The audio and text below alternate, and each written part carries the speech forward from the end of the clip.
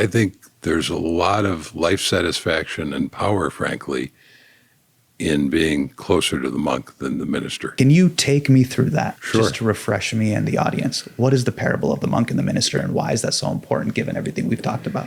Yeah, and given our conversation, I think it's a great one to end on, and I didn't know that's where you were going to go. So the parable basically says, they're two boyhood friends, and years later, they've lost touch, and they meet on the road. And one of them has become a humble monk, and the other has become a very rich and powerful minister to the king. And they're catching up, old times and what have you. And while they're having this conversation, the minister to the king is feeling kind of bad for his humble monk friend and his tattered robes and his begging bowl. And at one point, trying to help, he says to him, if you could learn to cater to the king, you wouldn't have to live on rice and beans.